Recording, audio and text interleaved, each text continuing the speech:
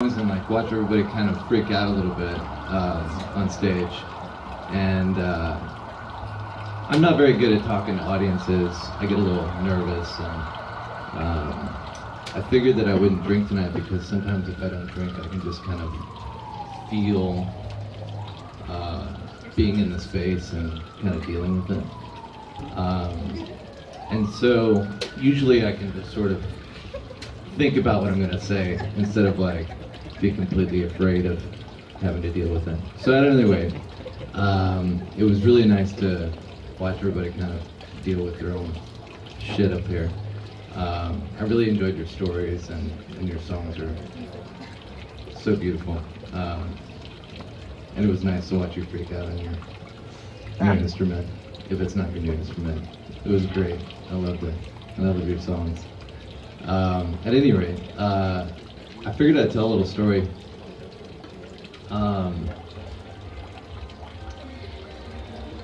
For the early part of my life, my mother didn't drive, and so we could take the buses around Los Angeles, and it was the RTD system then. And right before we moved to Echo Park, when I was a kid, in the early 80s, we would take the RTD all around and all this shit. And her family lived in Kentucky, and so we would have to take the Greyhound bus to Kentucky and take these long road trips. Me and my brother would just fight all the time. And so it kind of created a dynamic of me and my brother just constantly finding new ways to fight about different things.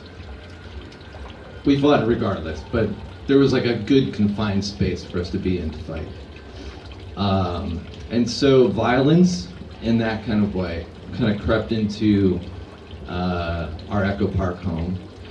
And in the 80s, Echo Park was a very violent place.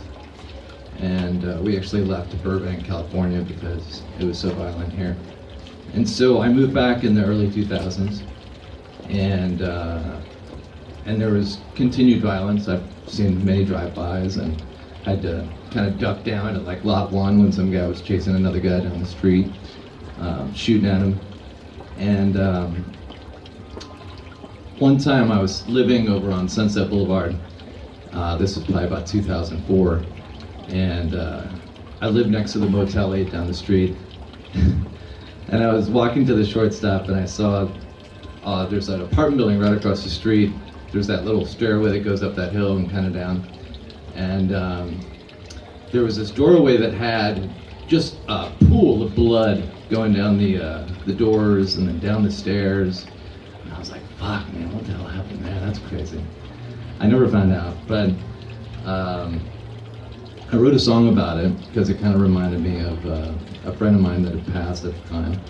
And so a few of these songs are about Echo Park, riding on buses to Kentucky, and then kind of the reason why I moved back to Echo Park later on in my life was I ended up getting divorced from my first wife, and moved into my first apartment for $440 a month over at next to the Motel 8 with like a bunch of families and stuff.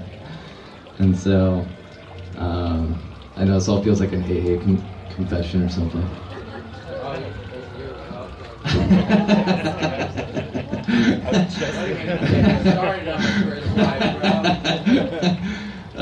So at any rate, so there's a song about that, and I spent a lot of time sort of writing letters to her and trying to get some kind of closure. And so this song is kind of like the last letter to her. So that'll be at the end. I'm not gonna talk anymore. We're just gonna play songs.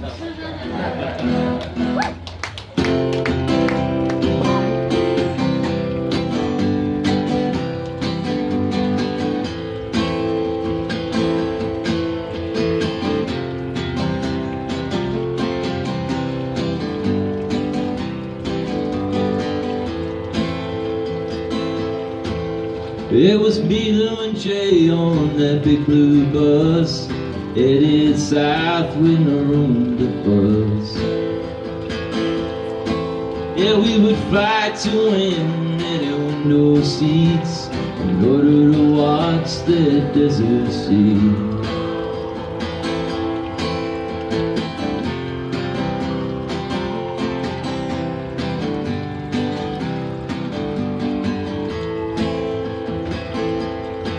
And as the third day came, our boredom slipped away on highway jokes and Eggman games.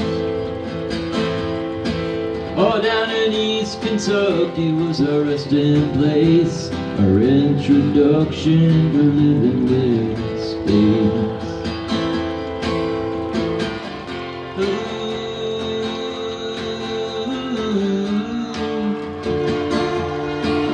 Yeah, we went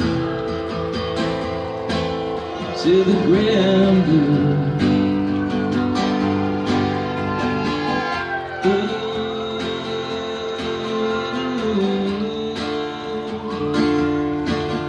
Yeah, we went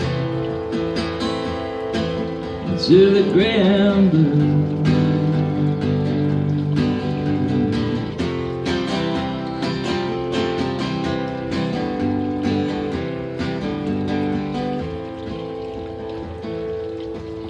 We were fireflies catching tiny toads, running around on these older roads. There were thunderstorms that could kill a man. The fish don't bite, the poor's their bed.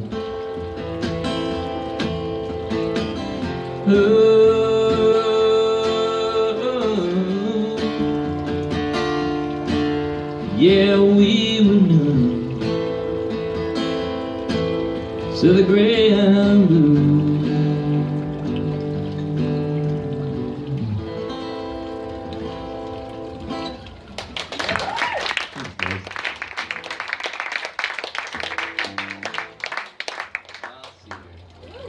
This song's called Darkness Eye.